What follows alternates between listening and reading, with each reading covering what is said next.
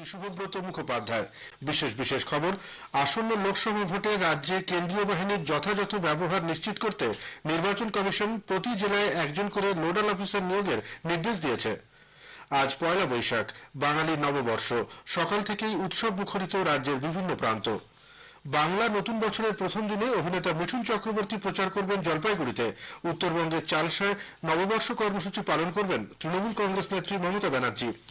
সরকারি কর্মচারীদের আবাসন পাওয়ার প্রক্রিয়া আরো সরল করার পদ্ধতি ঘোষণা করেছে রাজ্য প্রশাসন।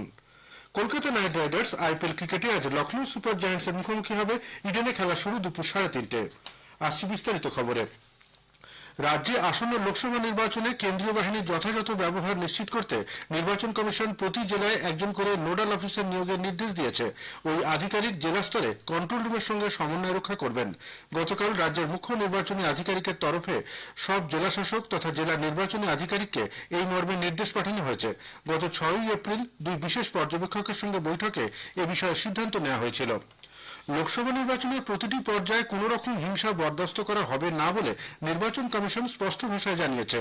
গতকাল সকাল থেকে কমিশনের কর্তারা প্রথম দফার 3টি জেলা কোচবিহার, জলপাইগুড়ি এবং আলিপুরদুয়ারের জেলাশাসক, পুলিশ সুপারদের সঙ্গে বৈঠকে বসেন। দিল্লি থেকে ভিডিও কনফারেন্সে সেই বৈঠকে আইন শৃঙ্খলা নিয়ে জেলাগুলিকে কড়া বার্তা দেওয়া হয়েছে বলে নির্বাচন কমিশন সূত্রে জানা গেছে।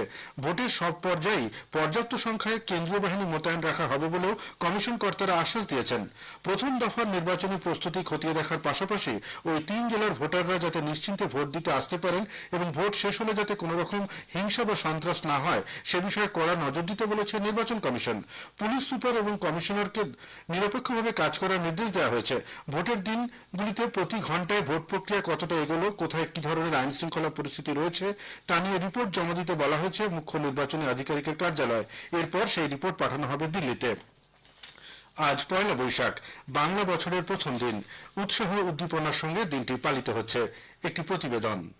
ভাগীরথীর উৎসের মতো বাঙালি ও বঙ্গাব্দের ইতিহাস সন্ধানে বঙ্কিম থেকে রবীন্দ্রনাথ হয়ে হালের ইতিহাসবেত্তাদের মধ্যে নানা মতভেদ শুনতে শুনতেই শুরু হয়ে গেছে বর্ষবরণ।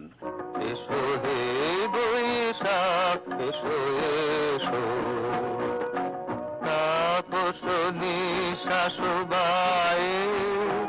মুমুর সুরে দাও উড়ায়ে, বৎসরের আবর্জনা দূর হয়ে যাক যাক যাক, এসো এসো।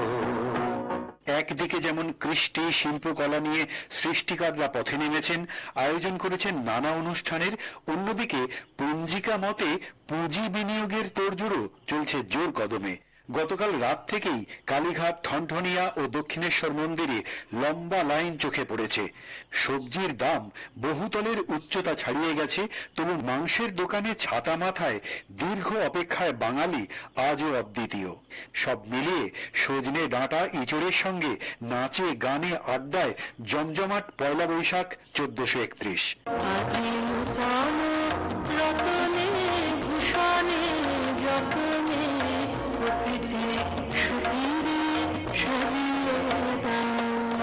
অভিজিৎ চক্রবর্তী, আকাশবাণী সংবাদ, কলকাতা। 1431 সনের প্রথম দিনটি থেকেই বাংলার প্রতিষ্ঠা দিবস পালনের সূচনা হচ্ছে। কলকাতায় মূল অনুষ্ঠানটি হবে ক্যাথিড্রাল রোডে। বাংলাদেশেও পয়লা বৈশাখ অত্যন্ত উৎসাহ উদ্দীপনার মধ্য দিয়ে পালিত হয়। এই উপলক্ষে ঢাকার শোভাযাত্রা ইউনেস্কো হেরিটেজের মর্যাদা পেয়েছে। ভারতের সংবিধান প্রণেতা বাবা সাহেব ডক্টর ভীমরাও আম্বেদকরের জন্মদিনটিও আজ সারা দেশের সঙ্গে এই রাজ্যে যথাযথ মর্যাদায় পালিত হচ্ছে। আজ নববর্ষ এবং ইডেনের আইপিএল ম্যাচকে ঘিরে কলকাতা পুলিশ বাড়তি সতর্কতা নিয়েছে।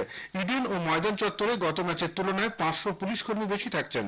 ময়দান চত্বরে মোট 2500-এরও বেশি পুলিশ কর্মী নামানো হচ্ছে। রাজ্য থেকে 2 আইএস জঙ্গি ধরা পড়ার প্রেক্ষিতে ইডেনে সাদা পোশাকের নজরদারি কর্মীর সংখ্যাও বাড়ানো হচ্ছে। এছাড়া পয়লা বৈশাখের একাধিক শোভাযাত্রা ও জমায়েতে বিশেষ পুলিশি ব্যবস্থা থাকবে, চলবে নাকা চেকিংও। উল্লেখ্য, ইডেনে আজ আইপিএল এর ম্যাচে Kolkata knight riders Lucknow super জায়ান্টসের মুখোমুখি হবে। খেলা শুরু দুপুর 3:30টায়। বাংলা নববর্ষে আজ প্রতিটি রাজনৈতিক দলই জনসংযোগ ও প্রচার কর্মসূচি নিয়েছে। তৃণমূল কংগ্রেস প্রধান মুখ্যমন্ত্রী মমতা ব্যানার্জি আজ কলকাতায় অনুষ্ঠান সেরেই উত্তরবঙ্গে পৌঁছবেন। উত্তরবঙ্গের চালসায় আজ তাঁর পদযাত্রা রয়েছে, তবে এই পদযাত্রায় দলীয় পতাকা ও প্রতীক থাকবে না। আগামীকাল তাঁর কোচবিহারে রাসমেলা মাঠ ও বীরপাড়ায় কর্মসূচি রয়েছে।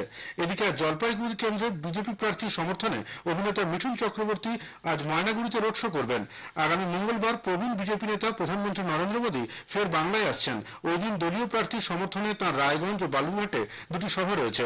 তার আগে আজ বছরের প্রথম দিনে নিবিড় জনসংযোগ স্বার্থে সকাল থেকেই রাস্তায় বেরিয়েছেন দলের রাজ্য সভাপতি সুকান্ত মজুমদার। উল্লেখ্য, গতকাল নির্বাচনী প্রচারে বেরিয়ে বহরমপুরে গো ব্যাক ধ্বনি শুনে উত্তেজিত হয়ে পড়েন স্থানীয় কংগ্রেস প্রার্থী অধীর চৌধুরী। তিনি পুলিশের কাছে তৃণমূল কংগ্রেসের কয়েকজনের বিরুদ্ধে অভিযোগ দায়ের করেছেন। প্রদেশ কংগ্রেসের সাধারণ সম্পাদক মনোজ চক্রবর্তী দাবি করেছেন, মত্ত অবস্থায় সশস্ত্র দুষ্কৃতীরা তাদের প্রার্থীকে হেনস্থা করার চেষ্টা করে।